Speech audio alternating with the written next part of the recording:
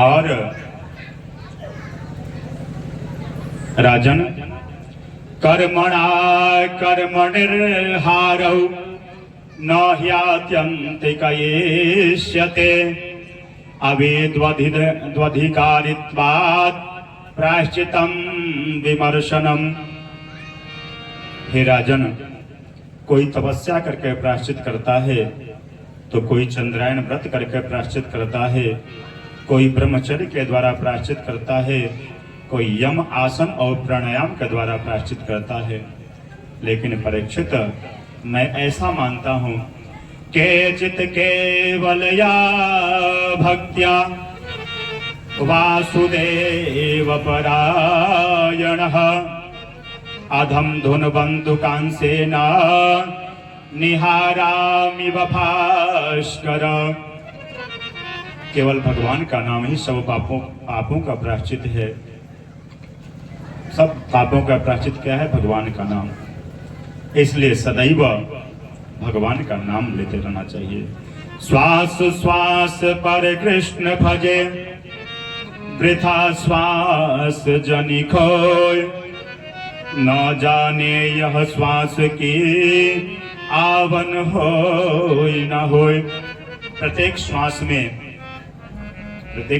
में भगवान का नाम लेना चाहिए। और 1 मिनट में एक स्वस्थ व्यक्ति कितने बार श्वास लेता है? कितने बार श्वास लेता है? 12 से 17 बार। कितने बार?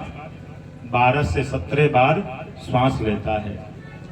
इस प्रकार से तो एक दिन में कम से कम 21,000 बार जो है भगवान का नाम लेना चाहिए। हम गंगा जी में जब स्नान करते हैं ना, श्रीकांत जी, जब जाते हैं, आप भी जाते हैं गंगा जी में स्नान करते हैं, तो हम जिस गंगा जी में डुबकी लगाते हैं ना, जहाँ जिस स्थान पे, और डुबकी लगा करके जब हम निकलते हैं तो हम सोचते हैं कि वही गंगा जी हैं, वही जल है जिस जल में हम डुबकी लगाए हुए हैं। लेकिन जैसे ही अपना शरीर गंगा जी से बाहर करते हैं, डुबकी लगा करके जैसे ही बाहर करते हैं, तो जिस जल में हम डुबकी लगाए थे वह जल कई कोस हमसे दूर चला जाता है। लेकिन हम अज्ञानी, हम मूर्ख यही समझते हैं कि वही जल है जिस जल में हम डुबकी लगाए थे। हम प्रत्येक क्षण काल व्याघ्र मुख ग्रास त्रास निर्नाश हेतवे, हम प्रत्येक क्षण मृत्यु के गोद में जा रहे हैं। और हम लोग क्या करते हैं महाराज? हम लोग क्या देखते हैं? जानते हैं क्या देखते हैं? बैंक का बैलेंस देखते हैं।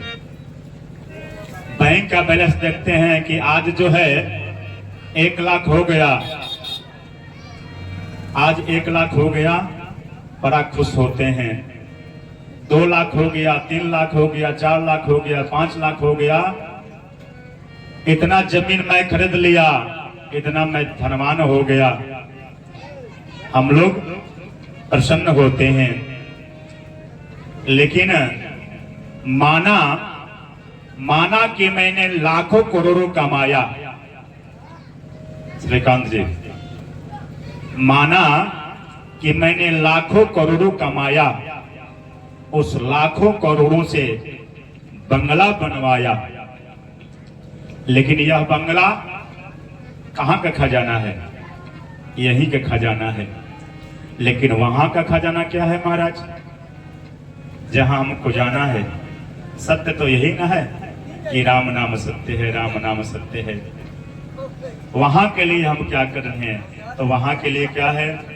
श्री राम जय जय राम, श्री राम जय जय राम, श्री राम जय जय राम, श्री राम जय जय राम, श्री राम जय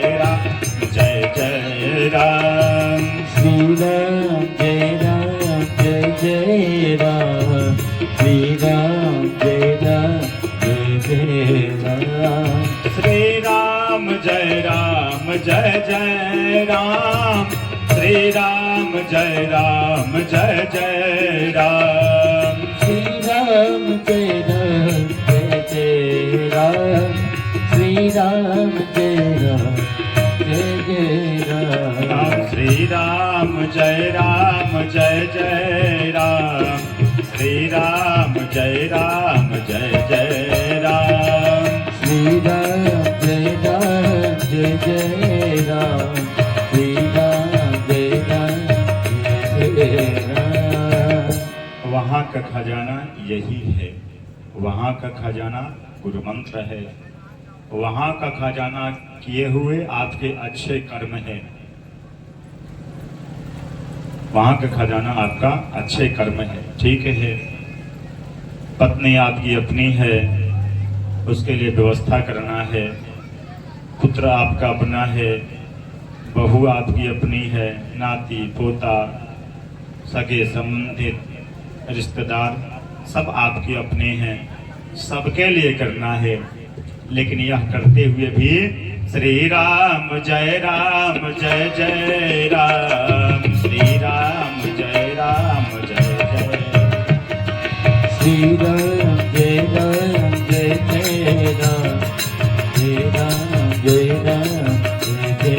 राम। यह भी करना है आपको, भगवान की भक्ति भी करना है। सुखदेव जी कहते हैं सकृन्मनः कृष्ण पदारविन्दयोर् निवेशितं तद्गुणराज्ञैरिह न ते यमं पाशभृतश्च तद्भवान् स्वप्नेऽपि पश्यन्ति चीर्ण निष्कृतः। परीक्षित, मैं ऐसा मानता हूँ कि कोई भी व्यक्ति किसी भी तरह से अगर भगवान के चरणों का ध्यान करता है तो वह यमपुरी में जाने से बच जाता है। एक मुझे कथा याद आ गई। एक पंडित जी थे, विद्वान थे, नाम था अजामिल। एक दिन अजामिल घर से बाहर निकलते हैं, सुबह सुबह शौच क्रिया करने के लिए घर से बाहर निकलते हैं, तो देखते क्या हैं कि एक गणिका पर पुरुष के साथ रति क्रिया कर रही है। और जैसे ही अजामिल देखते हैं गणिका को, तो उनके अंदर भी काम भावना प्रकट हो जाता है और गणिका से कहते हैं कि गणिका, मैं तुमसे विवाह करूंगा, मेरे पास बहुत धन है, मैं तुमसे विवाह करूंगा। गणिका को तो सिर्फ धन चाहिए, गणिका को सिर्फ धन चाहिए। देखिए, हमारे अंदर काम दो प्रकार से प्रवेश करता है। प्रथम, आंखों के माध्यम से। अगर हम आंखों से गलत चित्रों का अवलोकन करेंगे तो आंखों के माध्यम से हमारे अंदर काम प्रवेश करेगा। और दूसरा, कानों के माध्यम से। और अगर कानों के माध्यम से हम गलत संगीत का श्रवण करेंगे तो कानों के माध्यम से हमारे अंदर काम प्रवेश करता है। और शास्त्र में ऐसा बतलाया गया है कि 12 वर्ष के बाद ही बच्चों के अंदर काम प्रवेश करता है। लेकिन आजकल इतने अभद्र संगीत चल गए हैं महाराज, क्या बताया जाए। पहले वह भी समय था जब माता पिता भाई बहन एक साथ बैठ करके फिल्म देखते थे और अच्छा लगता था। लेकिन आज कोई बैठ करके देख सकता है? खुद अपने आप को शर्म लगता है और वहां से हट जाना पड़ता है। और आजकल महाराज क्या बताएं, भागवत में भी, भागवत तो सिर्फ किसके लिए हो रहा है? नाम के लिए हो रहा है। लेकिन भागवत में भी आजकल शुरू हो गया फिल्मी गाने, फिल्मी धुन। अरे हमारा कल्याण किससे होगा? भागवत से होगा। भागवत से होगा कि संगीत से होगा? अरे सुखदेव जी राजा परीक्षित को कथा सुनाए थे, तो कैसे कथा सुनाए थे? संगीत से सुनाए थे? नहीं ना, ऐसे ऐसे ही बैठ करके सुनाए थे और 7 दिनों तक लगातार कथा सुनाए थे। लगातार कथा सुनाए थे 7 दिनों तक। और यहाँ तो महाराज आज के समय में 3 घंटा अगर कथा होना है ना, तो 3 घंटा संगीत होना चाहिए। कथा क्या होगा महाराज?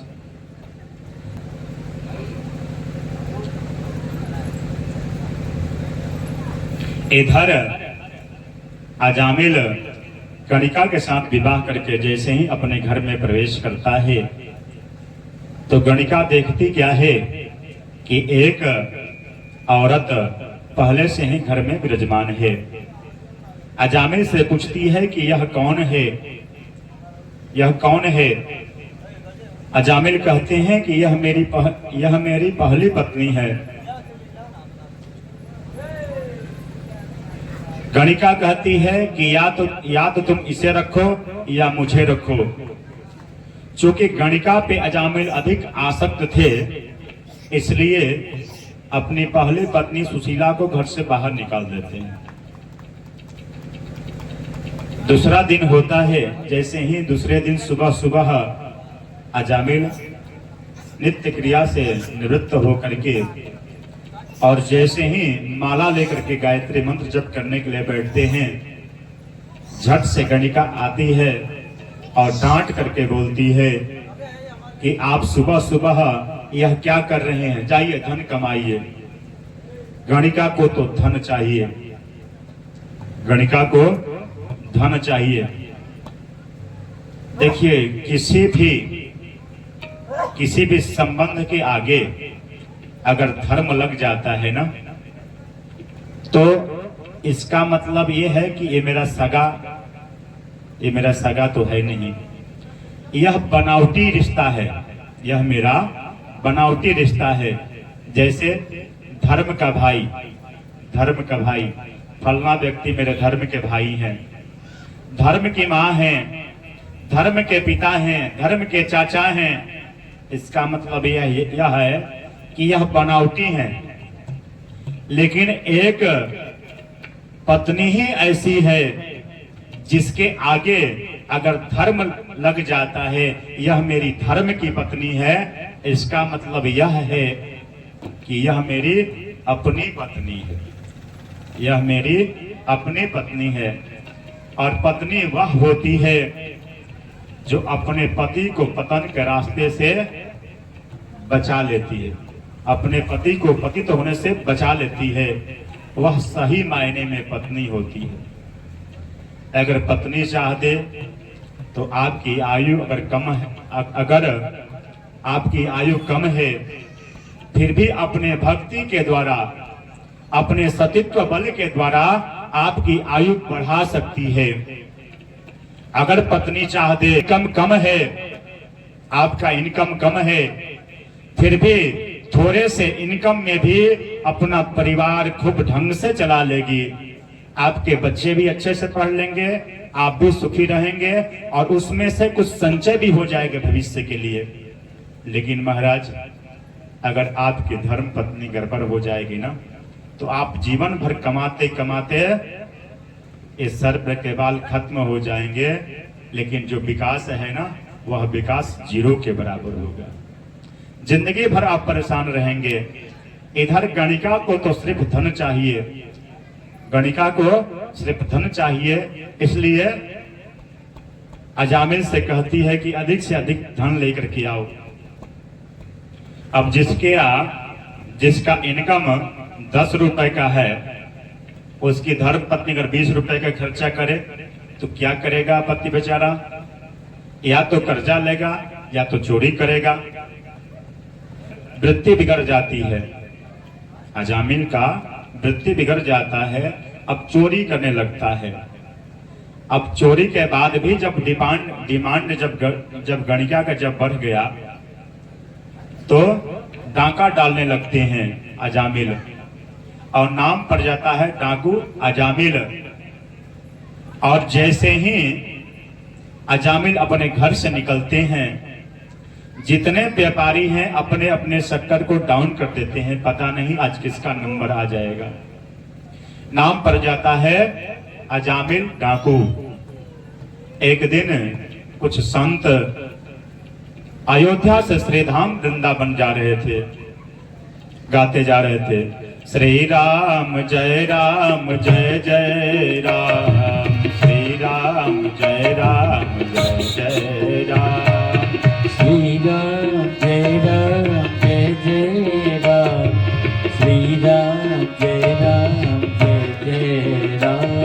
श्री राम जय जय राम, श्री राम जय जय राम, जय राम जय राम, श्री राम जय जय राम, श्री राम जय जय राम, श्री राम जय जय राम, श्री राम जय राम। सुबह से शाम हो जाता है महाराज। संतों को चलते चलते सायंकालीन जब हो जाता है तो संत अपने झोली में क्या रखते हैं? ठाकुर जी को रखते हैं। जहाँ रहते हैं वहीं पे प्रसाद बनाते हैं, ठाकुर जी को भोग लगाते हैं और स्वयं प्रसाद पाते हैं। एक कथा मुझे याद आ गई, एक कथा मुझे याद आ गई। दो ग्वालिन श्रीधाम वृंदावन में रहती थी और ठाकुर जी से बड़ा प्रेम करती थी। नित्य प्रतिदिन जमुना जी में स्नान करती थी और स्नान करके कन्हैया को प्रणाम करती थी कि हे कन्हैया दर्शन कब दोगे। सबसे पूछती थी कि कन्हैया का दर्शन कैसे होगा। एक व्यक्ति ने, एक मनचला व्यक्ति ने ऐसे ही कह दिया कि ठाकुर जी का दर्शन संतों के झोली में होगा। संतों के झोली में ठाकुर जी हर समय रहते हैं। अगर ठाकुर जी से मिलना है तो संतों के झोली में जाकर के देखो, मिलेगा। अब ग्वालिन घूमने लगी कि कोई संत मिले और उसका झोली में देखूं। कई संतों के पास में जाती है, कहती है बाबा अपने झोली को दिखाओ, लेकिन सभी संत मना कर देते हैं। क्यों? क्योंकि सभी संत कुछ ना कुछ अपने झोली में रखते हैं। कोई भभूति रखता है तो कोई ठाकुर जी को रखता है, सोचता है कि स्पर्श से हमारे ठाकुर जी दूर रहें। कई प्रकार की बातें होती है, सब मना कर देते हैं अपना झोली दिखाने से। एक दिन एक संत सुबह सुबह की वेला है, अपने झोली को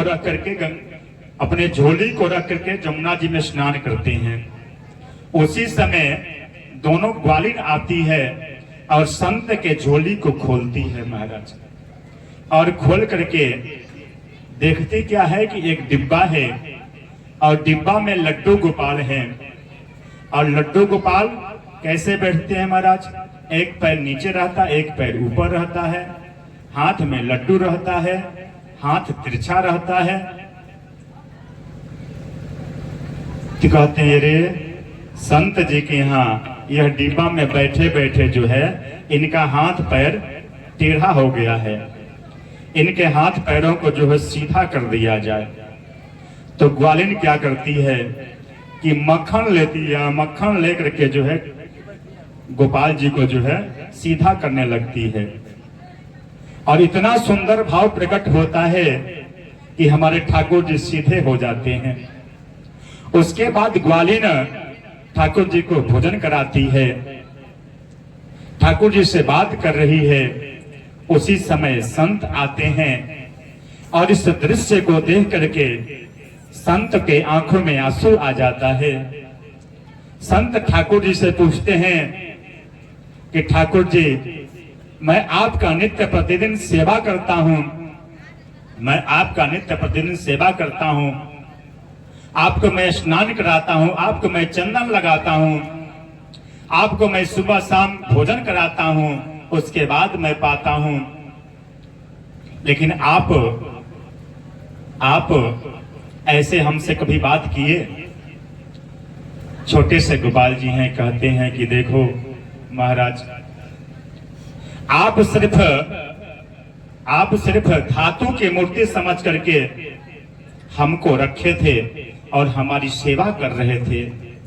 लेकिन यह जो ग्वालिन जो है ना, यह जो ग्वालिन है, यह मुझे प्रत्यक्ष में भगवान समझती है, इसलिए मेरी सेवा कर रही थी और सेवा के चलते मैं इसके सामने प्रकट हो गया।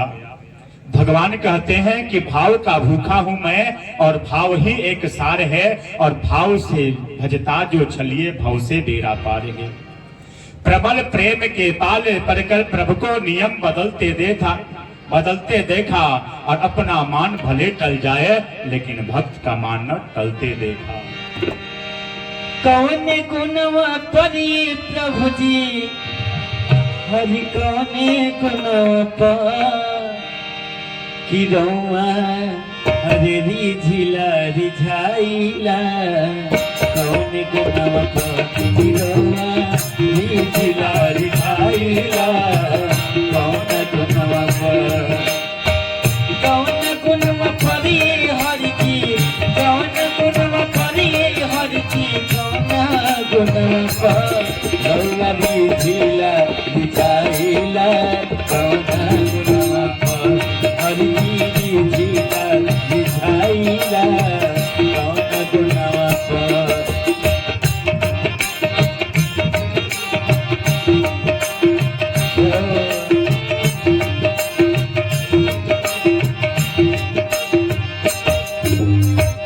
हमारे भगवान तो भाव के भूखे हैं। आज तलक ना केहू जानल हर जीरा रीति।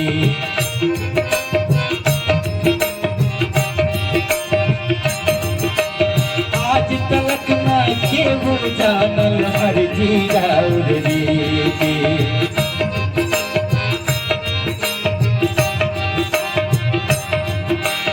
कौना चीज से पैर करीला हो, कौना चीज से पैर करीला, कौना चीज से प्रीति। भगवान जहाँ अहंकार है वहाँ तो नहीं है, लेकिन प्रभु जहाँ हमारे भाव है वहीं पे है। आज तलक ना केहू जानल हर जीरा रीति।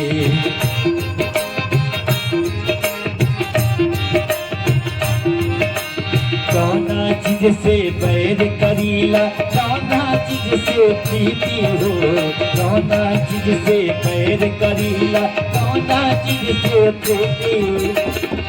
तो आपन के करा के बनाईला। कौना गुना आपन के करा के बनाईला। कौना गुना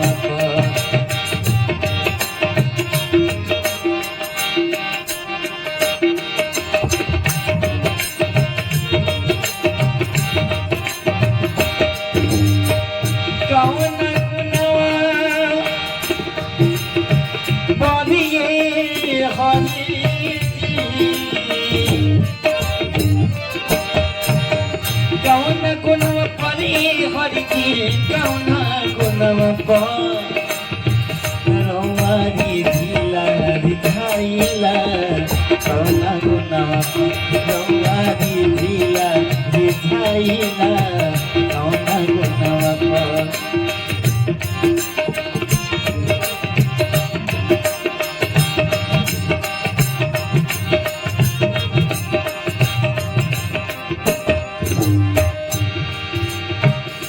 हमारी सरकार जहाँ भाव है वहीं पे है। दुर्योधन घर में वा त्याग के साग विदुर घर खैनी। प्रभु जी साग विदुर घर खैनी।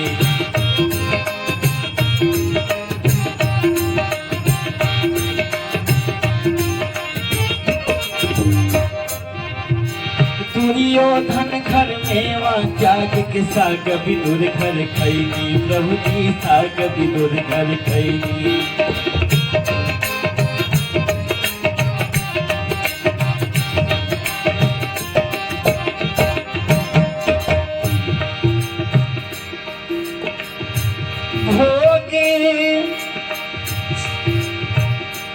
भोग छिलका की लगाईला भोगवा छिलका की लगाईला कौना गुनवा भोग छिलका की लगाईला कौना गुनवा हर जीरी झीला दिखाईला कौना गुनवा हर जीरी झीला दिखाईला कौना गुनवा कौन गुनवा पढ़िए प्रभुजी कौन गुनवा पढ़िए प्रभुजी कौन गुनवा रौलरी झीला दिखाईला कौन गुनवा हर जीरी झीला दिखाईला कौन गुनवा हर जीरी झीला दिखाईला कौन गुनवा दिखाईला कौना गुनवा रौजी झीला दिखाईला कौना गुनवा रौजी झीला दिखाईला कौना गुनवा रौजी झीला दिखाईला कौना गुनवा। इधर सायंकालीन हो गया है, संतों को एक स्थान चाहिए। संत एक व्यक्ति से पूछते हैं कि इस ग्राम में किसी वैष्णव का घर है, ऐसा कोई परिवार है जो शुद्ध वैष्णव हो। एक मनचला व्यक्ति मिल जाता है, वह कहता है कि यहाँ से 5वां जो घर है जिसके आगे वृक्ष है, उसी घर के सामने आप चले जाइएगा और वह एकदम भक्त वत्सल हैं, भगवान के भक्त हैं, एकदम सात्विक हैं। और मन ही मन कहता है कि आजकल संत बन करके बहुत पाखंड करते हैं आप लोग ना, वहां जाइए, आप लोगों की अच्छी तरह से खातिरदारी होगी। संत बेचारे सीधे साधे और पहुंच जाते हैं अजामिल के दरवाजे पर और दरवाजा को खटखटाते हैं। उस समय अजामिल घर से बाहर था और कहते हैं कि भक्त अजामिल, भक्त अजामिल, भक्त अजामिल। अंदर से गणिका निकलती है और जब संतों के मंडली को देखती है तो संतों को प्रणाम करती है। संतों के महंत कहते हैं कि बेटी, हम कुछ संत श्रीधाम वृंदावन से अयोध्या जा रहे हैं, रात्रि हो चुका है, तो मैं सोच रहा हूं कि आज का विश्राम हम लोग आपके घर ही करें और आज का प्रसाद भी आपके यहाँ हम लोग ग्रहण करें और ठाकुर जी को चकाचक भोग लगाएं। गणिका के आंखों में आंसू आ जाता है। गणिका कहती है, मेरी माँ कहते थे कि बेटी सबसे झूठ बोल देना, लेकिन कभी संतों से झूठ मत बोलना। संत जो है साक्षात भगवान होते हैं। हरि को भजे सो हरि का होई, जात पात पूछ ही नहीं कोई, हरि का भजे सो हरि का होई। अरे भगवान कौन होता है जी? कौन होता है? भगवान को किसी ने देखा है? किसी ने देखा है? लेकिन जो भगवान को भजता है वही भगवान है। भगवान को जो भजता है, भगवान की जो सेवा करता है वही भगवान है। पुजारी जी को हम लोग प्रणाम क्यों करते हैं? ब्राह्मणों को हम प्रणाम क्यों करते हैं? संतों को हम प्रणाम क्यों करते हैं? हम इसलिए करते हैं क्योंकि वह हरि को भजता है, ब्रह्म मुहूर्त में जगता है, स्नान करता है, ठाकुर जी का सेवा करता है, गायत्री मंत्र का जप करता है। और जो कोई भी गायत्री मंत्र का जप करता है, अपने आराध्य का पूजन अर्चन वंदन करता है, उसकी वाक्य सिद्धि हो जाती है। वह जो बोलता है वही होता है। इसलिए संत, ब्राह्मण, गौ, गायत्री, गंगा, यह सब साक्षात कलयुग के भगवान हैं। भगवान को किसने देखा है, लेकिन प्रत्यक्ष रूप से भगवान यही है। कौन कौन? संत, ब्राह्मण, गौ, गायत्री और गंगा, ये प्रत्यक्ष रूप से भगवान है। मेरी माँ कहती थी, बेटी सबसे झूठ बोल देना, लेकिन कभी संतों से झूठ मत बोलना। अब मैं आपसे क्या बताऊं, हमारे यहाँ मांस मदिरा का भक्षण होता है। हमारे जो है पति जो है शराबी हैं, मैं वेश्या हूं, और मैं आपको अपने यहाँ कैसे रुकने के लिए कह सकती हूं। एक संत कहते हैं महंत जी से कि गुरुजी हम लोग गलत जगह पे आ गए हैं। संतों के महंत कहते हैं कि हम लोग बिल्कुल ठीक जगह पे आए हैं। अरे जो अच्छे होते हैं उनको कोई सुधार दे तो कौन बड़ी बात है, लेकिन जो गलत होते हैं अगर उसको जो सुधार दे वही सही मायने में संत है। हम लोग ठीक जगह पे आए हुए हैं।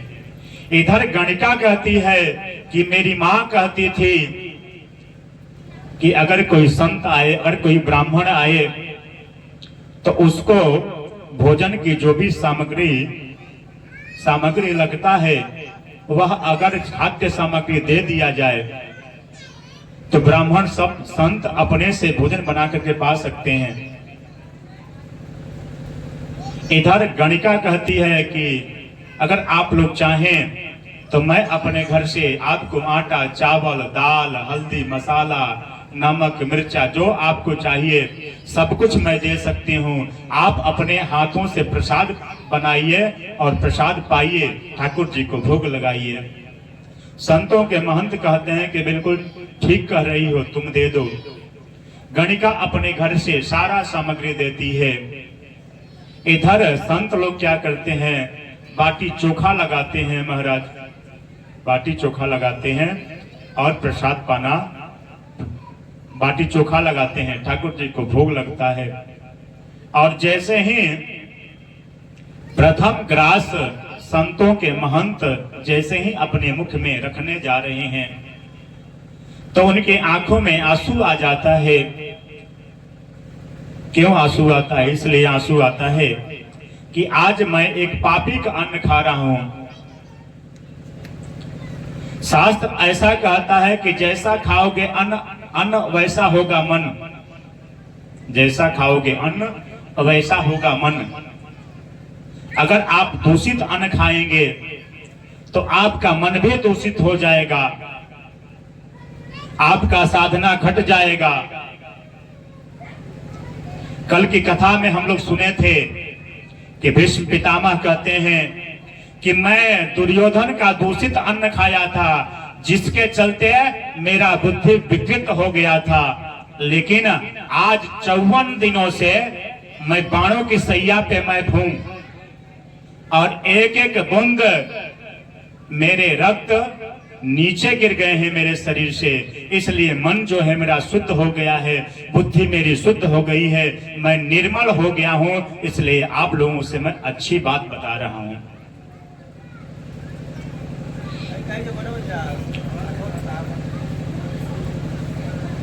संतों के महंत जैसे ही प्रथम ग्रास लेते हैं उनके आंखों में आंसू आ जाता है। और जैसे ही विराम करने के लिए जाते हैं अजामिल आता है और अजामिल जैसे ही संतों को देखता है आग बबूला हो जाता है। कहता है कि अरे तुम लोग यहाँ कैसे, चलो भगो यहाँ से, भगो यहाँ से। उसी समय गणिका सुनती है कि ये तो मेरे पति की आवाज है। दौड़ करके घर से बाहर निकलती है और कहती है क्या बात है, क्यों हल्ला कर रहे हैं? ये संत लोग हैं, श्रीधाम वृंदावन से अयोध्या जा रहे हैं।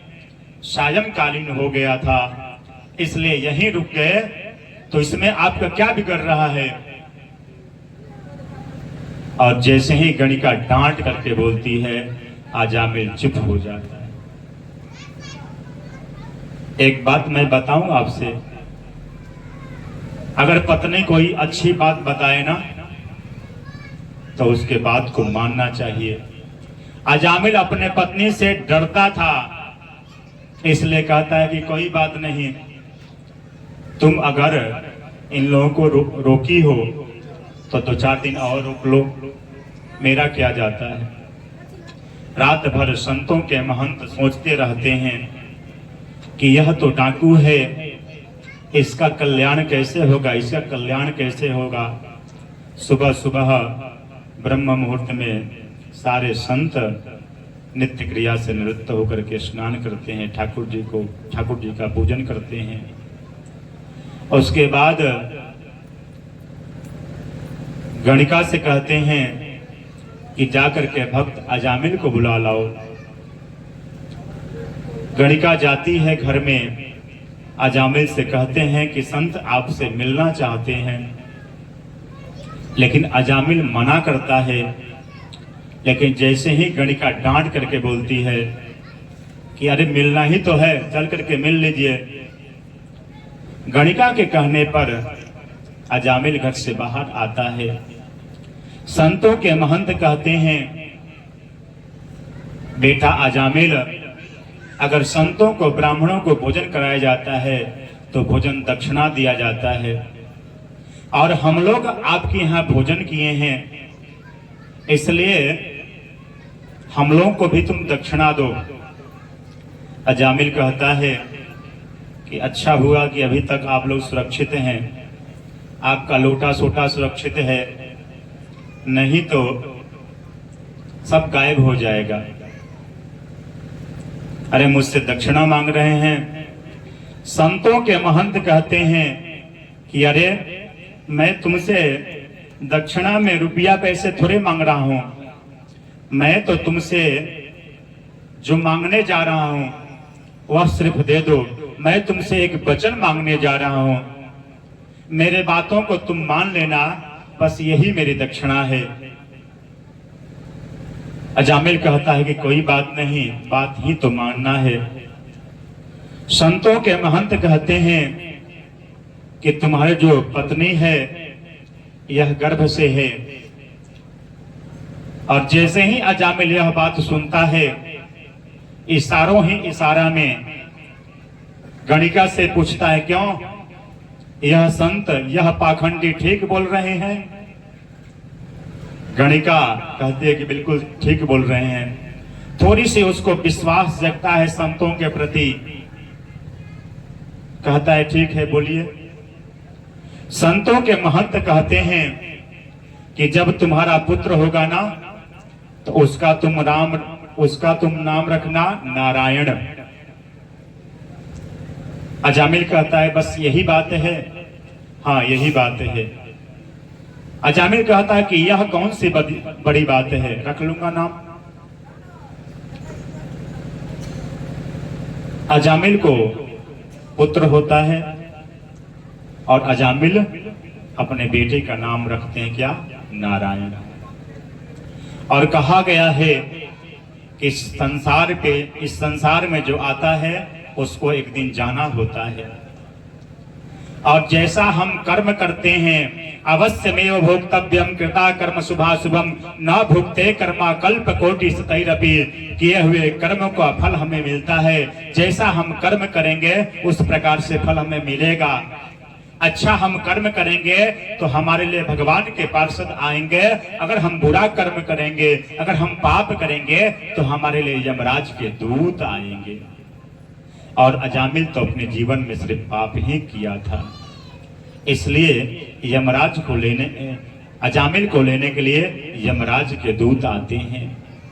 और जैसे ही अजामिल यमराज के दूतों को देखता है और वह भयावह चेहरा जब देखता है दूतों का, यमराज के दूतों का, बड़ी बड़ी दांत हैं, बड़े बड़े नाखून हैं, चेहरा काला काला है, तो वह डर जाता है और जोर जोर से चिल्लाने लगता है, दूरे क्रीडन्नकाशक्तम्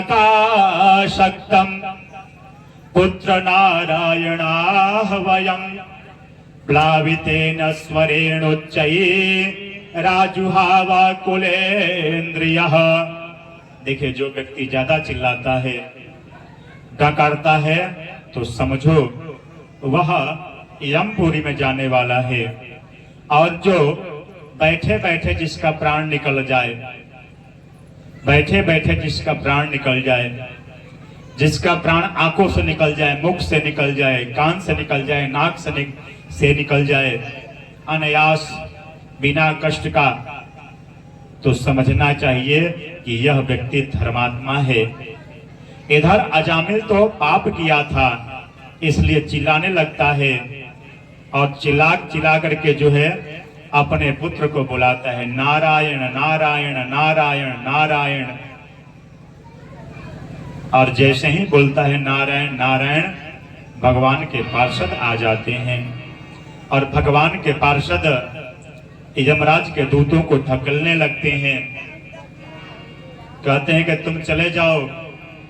यमराज के दूत कहते हैं, यमराज के दूत कहते हैं, अरे यह अजामिल पापी है, यह पाप कर्म किया है, इसलिए हम लोग इसे लेने आए हैं। भगवान के पार्षद कहते हैं कि जो मरते समय भूल से भी अगर भगवान का नाम ले लेता है, वह यमपुरी में जाने से बच जाता है। और यह तो हमारे प्रभु को याद कर रहा है, नारायण नारायण कह करके हमें प्रभु को याद कर रहा है। यमराज के दूत कहती हैं, अरे यह तो अपने पुत्र को याद कर रहा है। तो भगवान के पार्षद कहते हैं कि अरे इसका पुत्र तो अभी बालक है और भगवान तो अनादि काल से है। भले ही यह अपने पुत्र का नाम ले रहा है, लेकिन अपने पुत्र के नाम पर हमारे प्रभु को याद कर रहा है, इसलिए तुम लोग कैसे लेकर के जा सकते हो। और वेद क्या कहता है पता है आपको? भगवान के पार्षद कहते हैं, वेद प्रणिहितो धर्म या धर्मास्तद विपर्ययः वेदो नारायणः साक्षात् स्वयंभूरित सुश्रुमः। जो वेद में लिखा है उसी के अनुसार चलना धर्म है और उसका पालन न करना अधर्म है। और जो हमारे प्रभु हैं वही वेद स्वरूप हैं, ऐसे हमने सुना है, ऐसे हमने सुना है।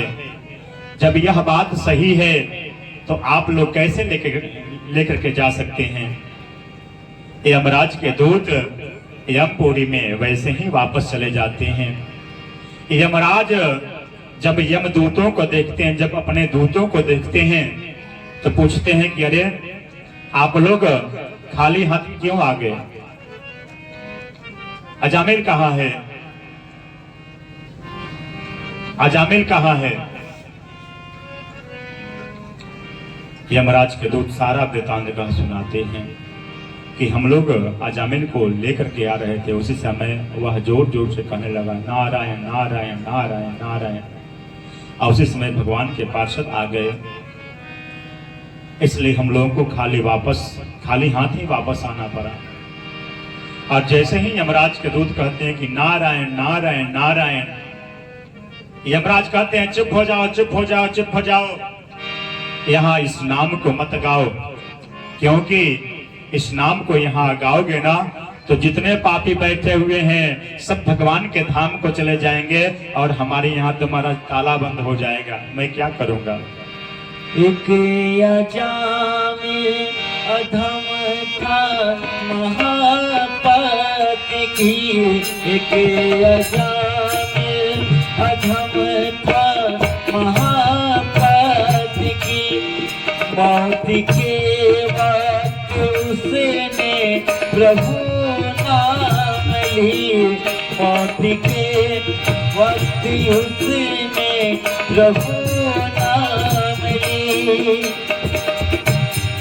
मोक्ति का धाम पाया हरि नाम से, हरि नाम से राम का नाम लोगे अगर प्यार से, राम का नाम लोगे अगर प्यार से, हंसते हंसते तरोगे तू संसार से, संसार से राम का नाम लोगे अगर प्यार से, राम का नाम लोगे अगर प्यार से।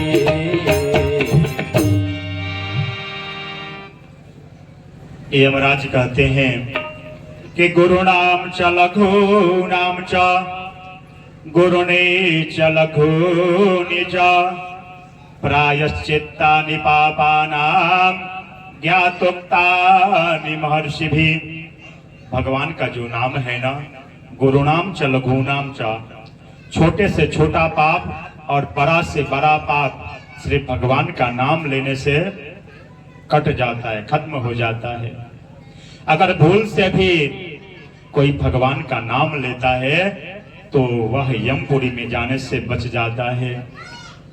यमराज के दूत कहते हैं कि अगर सब लोग अपने बेटे का नाम राम कृष्ण रख दें तो हम किसको लेकर के आए, हम किसको लेकर के आए। इससे पहले यमराज कहते हैं कि देखो 12 भागवत हैं, यही 12 भागवत इस सृष्टि को चलाते हैं। स्वयंभुर्नारदः शंभु कुमारः कपिलो मनुः प्रह्लादो जनको भीष्मो बलिर्वैयासकीर्वयम्। स्वयंभू, शंभु, नारद जी, कपिल जी, सनत कुमार, स्वयंभू मनु महाराज, प्रह्लाद जी, जनक महाराज जी, भीष्म पितामह, बलि महाराज, सुखदेव जी, धर्मराज, यही 12 भागवत हैं जो परमात्मा को सृष्टि चलाने में सहयोग करते हैं। दूतों ने कहा कि हम पकड़कर किसको लेकर के आए। अगर सब लोग अपने बेटे का नाम राम और कृष्ण रख दें तो यमराज ने कहा जिह्वा न भक्ति भगवत् दुरनामधेयम् चेतश्च स्मरति तच्चरणारविन्दम् कृष्णाय नो नमति यच्छिरये कदापि तानानयद्वा मसतो कृतवेष्णुके कृत्यान। जिसकी जिह्वा कभी भी राम का नाम, कृष्ण का नाम लेती है नहीं, ऐसे लेकर के, ऐसे लोगों को लेकर के आना। और जो देवालय में जाता है, यज्ञ आदि में सम्मिलित होता है, जो भागवत की कथा सुनता है, उसको लेकर के मत आना। और जो पाप करता है, जो अभक्ष्याभक्ष का भोजन करता है, जो दूसरे का निंदा करता है, जो गुरु का निंदा करता है, ससुर का निंदा करता है, माता पिता का निंदा करता है, जो अपने सास ससुर को कष्ट देता है, उसको लेकर के आना। इतना सुंदर अजामिल उपाख्यान है। यह जब वार्तालाप जब चल रही थी तो यह वार्तालाप अजामिल को साफ साफ सुनाई दे रहा था। अजामिल कहता है कि मैं अपने पुत्र का नाम लिया, नारायण नारायण कह करके मैंने पुकारा, तो आज मैं यमपुरी में जाने से बच गया। लेकिन सही में मन से, चित्त से अगर भगवान का नाम लूंगा तो मैं भगवान के गोद का अधिकारी हो जाऊंगा। उसी समय अजामिल क्या करता है कि सारे वस्त्रों का परित्याग कर देता है, सारे बुरे कर्म छोड़ देता है और वन में चला जाता है और भगवान की भक्ति करता है।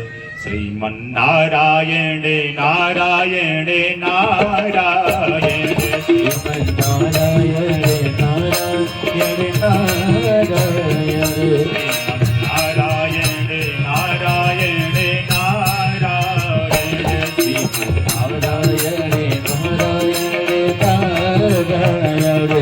नारायण नारायण नारायण नारायण श्रीमन्नारायण नारायण नारायण। संग न करो संग न करो राजा का, संग न करो राजा का, पता नहीं कब रुला दे। संग न करो राजा का, पता नहीं कब रुला दे। संत करो साधु का, पता नहीं कब भगवान से मिला दे। सिर्फ संतों का आगमन होने के चलते अजामिल को भगवान की प्राप्ति हो गई। वह यमपुरी में जाने से बच गया। तो जरा विचार करो, आपके यहाँ अगर संत आते हैं, आपके यहाँ अगर ब्राह्मण आते हैं, अगर आप नित्य प्रतिदिन कथा में आते हैं, भगवान का नाम लेते हैं, तो क्या आप स्वप्न में भी यमपुरी में जाएंगे? नहीं महाराज।